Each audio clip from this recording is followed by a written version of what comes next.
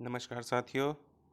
आप सभी साथियों का बहुत बहुत स्वागत है हमारे चैनल बिग बिज़नेस में। साथियों, जैसा कि आप जानते हैं कि हम हमेशा नए वीडियोस के साथ उपलब्ध होते हैं, आपको नई नई जानकारियाँ उपलब्ध करवाते हैं फाइनेंस से रिलेटेड। इसी क्रम में आज हम लोग जानने की कोशिश करेंगे और आपको हम पूरी इन्फॉर्मेशन देंगे कि कैसे, यदि हम होम लोन लेने जाएं बैंक में, तो ऐसी कौन सी 5 ज़रूरी बातें हैं जो हमें बैंक में लोन लेने से पहले ध्यान में रखना चाहिए। आपने देखा होगा कि कई बार ऐसा होता है कि हम बैंक में लोन अप्लाई करते हैं, लेकिन हमारा लोन रिजेक्ट हो जाता है या फिर कुछ ऐसी उसमें कमियां रह जाती हैं जिसकी वजह से जो है लोन हमारा पास नहीं हो पाता है। तो उन्हीं चीज़ों को हम, जिनकी वजह से हमारा लोन रिजेक्ट होता है, उन चीज़ों से दूर रहने के लिए, उन चीज़ों से बचाव करने के लिए हमें किन किन बातों को ध्यान रखना चाहिए और क्या नहीं करना चाहिए, इस बारे में जानेंगे। और क्या करना चाहिए जिससे कि हमें आसानी से लोन मिल सके बैंक से। तो आइए शुरू करते हैं वीडियो को बिना किसी देरी के और जानते हैं। साथियों, आप चाहें तो इन पांचों बिंदुओं को आप अपने पास लिख सकते हैं, इसलिए आपको लिखित रूप से ये सारी चीज़ें उपलब्ध कराई जा रही हैं। आप देखिए, मैं बताता हूँ आपको कि होम लोन पहली बार आप लेने जा रहे हैं तो आपको किन बातों को ध्यान रखना चाहिए। होता क्या है कि आम तौर पर बोरोवर्स की इनकम, क्रेडिट स्कोर, उनकी लोन चुकाने की क्षमता, कई अन्य चीज़ों को ध्यान में रखते हुए बैंक जो होता है हमको लोन अप्रूव करता है। तो लेंडर्स द्वारा तय क्राइटेरिया को पूरा नहीं कर पाने पर आपका होम लोन एप्लीकेशन रिजेक्ट हो जाता है। जैसे क्या होता है, कई बार हम लोगों का क्रेडिट स्कोर कम है। क्रेडिट स्कोर कम होने के बहुत सारे वजह हैं, जैसे कि अगर आपका बैंक के साथ लेन देन बहुत अच्छा नहीं चलता है, आपकी चेकें बाउंस होती हैं, या लोन आप समय से, पुराना जो चलता हुआ लोन है उसको समय से नहीं चुकाते हैं, तो इन वजह से आपका क्रेडिट स्कोर ख़राब होता है। तो उस क्रेडिट स्कोर को देखा जाता है जब ये बैंक लोन देता है, तो उन चीज़ों को ध्यान देता है।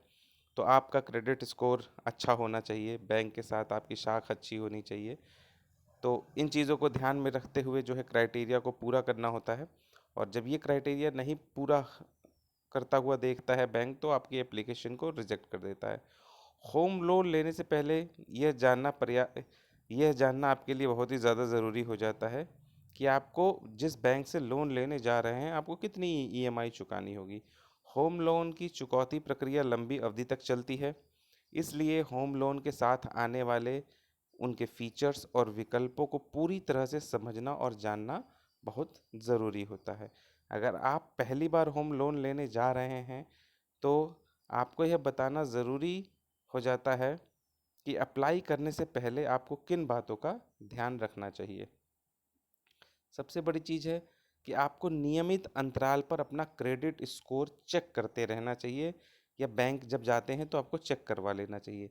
बैंक में लोन अप्लाई से करने से पहले आपको बैंक क्रेडिट स्कोर देखता है। अगर आपका क्रेडिट स्कोर 750 या उससे अधिक है, तो बैंक आपको लोन अप्रूव कर देता है।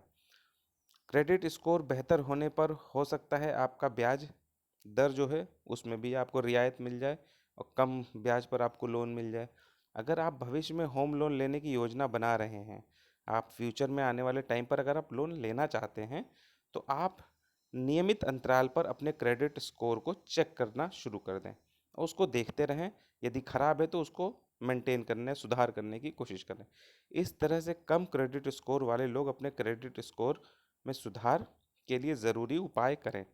बेहतर क्रेडिट स्कोर से कम ब्याज दरों पर होम मिलने की संभावना बढ़ जाती है। ये आपके लिए ही अच्छा है कि अगर आप पहले से, अगर आप प्लान कर रहे हैं लोन लेने के लिए, तो आप जो है अभी से अपने क्रेडिट स्कोर को मॉनिटर करना शुरू कर दीजिए, और उसमें अगर आपको लगता है कि आपका स्कोर कुछ कम है, ख़राब है, तो आप उसको मेंटेन करना शुरू कर दीजिए अभी से, ताकि जिस समय आप लोन अप्लाई करें तो आपकी जो एप्लीकेशन है वो इजीली अप्रूव्ड हो जाए।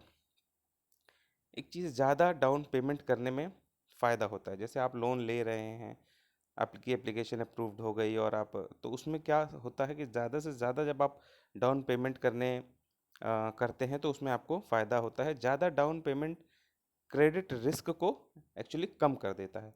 इससे क्या होता है कि लोन अप्रूव होने की संभावना बढ़ जाती है। कुछ लेंडर कम एलटीवी रेशियो का चयन करने वाले बोरोवर्स को कम ब्याज दरों की पेशकश करते हैं। इसलिए अपनी ब्याज लागत को कम करने के इच्छुक होम लोन आवेदकों को अपने होम लोन डाउन पेमेंट में बड़ी रकम देना चाहिए। समझ ही रहे होंगे जैसा कि लिखा हुआ है इसमें कि आपको जो डाउन पेमेंट है उसकी जो राशि है उसको थोड़ा बढ़ा देनी चाहिए चुकाने की। हालांकि ज़्यादा डाउन पेमेंट देने के लिए अपने अन्य अहम फाइनेंशियल गोल्स जैसे इमरजेंसी फंड का इस्तेमाल करने से बचें। ऐसा करना आपको अन्य ज़रूरतों से निपटने के लिए ज़्यादा ब्याज दरों पर लोन लेने के लिए मजबूर होना पड़ सकता है। मतलब कहने का मतलब ये है कि अगर डाउन पेमेंट आप बढ़ा रहे हो तो ऐसा नहीं कि आप और जो आपकी ज़रूरत की चीज़ें हैं या ज़रूरत का पैसा है उसको निकाल कर आप इस डाउन पेमेंट को बढ़ा दीजिए। वो ऐसा नहीं करने की सलाह दी जाएगी आपको। आप जो है कोशिश ये करिए कि जो भी फंड आपके पास इमरजेंसी फंड है उसका इस्तेमाल ना करें, उससे बचें। बावजूद इसके एप्लीकेशन आपकी इजीली प्रूव हो जाए, आसानी से आपको लोन मिल सके, इसके लिए आप डाउन पेमेंट की रकम को बढ़ा सकते हैं। सबसे बड़ी चीज़ है कि कितना लोन चाहिए, कितना लोन लेना चाहिए आपको, आपकी ज़रूरत कितने की है और आपको कितना लोन बैंक में अप्लाई कर कर प्राप्त करना है या लेना है। तो आइए जानते हैं, होम लोन लेंडर्स अपने होम लोन आवेदकों का मूल्यांकन करते समय आवेदकों की चुकौती क्षमता पर विचार करते हैं।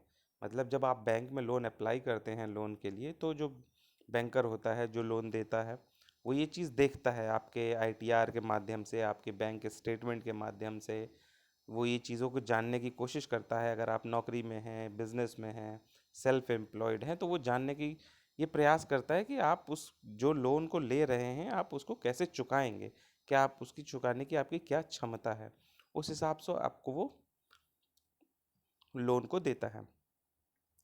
जब आप आवेदन करते हैं तो मूल्यांकन करते समय आवेदकों की चुकौती क्षमता पर विचार करते हैं। आपको यह हिसाब लगा लेना चाहिए कि अपनी अन्य देनदारियों और ज़रूरतों के साथ आप कितनी ईएमआई भुगतान कर सकते हैं। इजी मंथली इंस्टॉलमेंट होती है ये, जो हर महीने आपके खाते से पैसे, जो आपने लोन लिया होगा वो पैसा आपके खाते से कटेगा। तो एक सरल नियम यह है कि आप ईएमआई आपके टेक होम वेतन के 40% से अधिक नहीं होनी चाहिए। अगर आपके पास घर खरीदने के लिए धन की कमी है तो आप राशि बढ़ाने के लिए जॉइंट होम लोन ले सकते हैं। हालांकि हमेशा इसका आकलन करें कि आप बिना किसी आर्थिक बोझ के ईएमआई के रूप में कितना भुगतान कर सकते हैं। समझ गए साथियों। उसके बाद आइए हम जानते हैं कि क्या है इमरजेंसी फंड में 6 माह की ईएमआई को करें शामिल। इसमें क्या होता है, कई बार जैसे मान लीजिए कोई आपातकाल की स्थिति आ गई, जैसे अभी कुछ समय पहले कोरोना आ गया था, या आपकी नौकरी छूट गई, ऐसा कुछ हो जाता है, तो हमेशा आपके पास एक एक इमरजेंसी फंड जो है 6 माह की ईएमआई का आपको हमेशा बना के रखना चाहिए, शामिल करके रखना चाहिए। कई बार नौकरी छूटने या अन्य परिस्थितियों के चलते आपकी इनकम प्रभावित हो जाती है। इसमें आपको लोन चुकाने में दिक्कतों का सामना करना पड़ सकता है। साथ ही होम लोन ईएमआई पर चूक करने पर पेनल्टी लग सकती है, क्रेडिट स्कोर में गिरावट आ सकती है। जब आप होम लोन की ईएमआई का भुगतान करने के लिए अपने अन्य फाइनेंशियल गोल्स को नज़रअंदाज करते हैं तो लॉन्ग टर्म में इसे आपको दिक्कतों का सामना करना पड़ सकता है।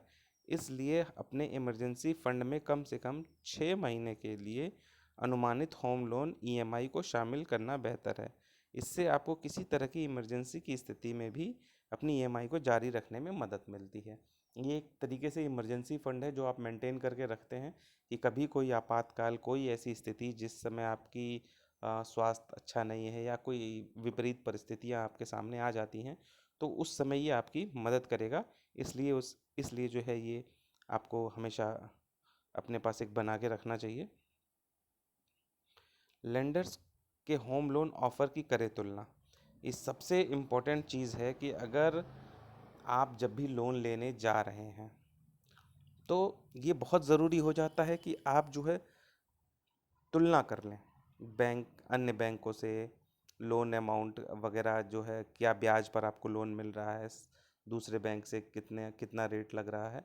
तो इसकी एक एक आपको तुलनात्मक जो है एक स्टडी कर लेनी चाहिए। उसके बाद ही जो है लोन के लिए अप्लाई करना चाहिए, क्योंकि हर बैंक का डिफरेंट होता है, कुछ ना कुछ थोड़ा परसेंटेज ऊपर नीचे रहता है। अलग अलग बैंक के इंटरेस्ट रेट्स होते हैं। Loan amount, LTV ratio, loan tenure और प्रोसेसिंग चार्ज में अंतर होता है। होम लोन लंबे समय का लोन होता है, इसलिए ब्याज दर में कम अंतर के चलते भी लंबे समय में आपको ज़्यादा भुगतान करना पड़ सकता है। इसलिए होम लोन के लिए अप्लाई करने से पहले बोरोवर्स को अलग अलग बैंकों और हाउसिंग फाइनेंस कंपनियों द्वारा दी जाने वाली होम लोन फीचर्स को ठीक से तुलना कर लेना चाहिए। कहने का मतलब ये है कि जब आप बैंक में लोन के लिए अप्लाई करते हैं तो ये आपको सबसे पहले ये जान लेना चाहिए कि अलग अलग बैंकों में क्या उनका जो है बैंक का इंटरेस्ट रेट है, उसका लोन अमाउंट क्या रहेगा, उसका एलटीवी रेशियो क्या है, उसका टेन्योर कितना रहेगा, उसके प्रोसेसिंग चार्जेस क्या होंगे। ये सारी चीज़ों को आपको एक तरीके से अच्छे से स्टडी कर लेना चाहिए और उसके बाद ही उस बैंक को लोन के लिए अप्रोच करना चाहिए। तो ये कुछ महत्वपूर्ण जानकारियाँ थी साथियों, और आपसे ये उम्मीद करते हैं कि आपको जानकर ये जानकारियाँ प्राप्त करके अच्छा लगा होगा, और इसी माध्यम से आप अगली बार जब लोन लेने के लिए बैंक में जाएंगे तो आप अपनी तैयारी को पूरी रखेंगे, अपने पेपर्स पूरे रखेंगे और इन चीज़ों को अच्छे तरीके से बैंकों में उनके इंटरेस्ट रेट्स वगैरह को सारी चीज़ों को पता कर लेंगे। उसके बाद ही बैंक में अप्लाई करने जाएंगे तो आपको लोन ईजिली अप्रूव्ड हो जाएगा। उम्मीद करते हैं साथियों कि आप चैनल पर अगर नए हैं तो चैनल को ज़्यादा से ज़्यादा लाइक करिए, शेयर करिए और सब्सक्राइब करिए। हम आपके लिए इसी तरीके से नई जानकारियाँ लेकर आते रहेंगे और आपका ज्ञानवर्धन करते रहेंगे, आपकी जानकारी में इजाफा करते रहेंगे। इसी के साथ साथियों, नेक्स्ट वीडियो में आपके साथ दोबारा मुलाकात होगी। तब तक के लिए आज्ञा दीजिए। नमस्कार साथियों।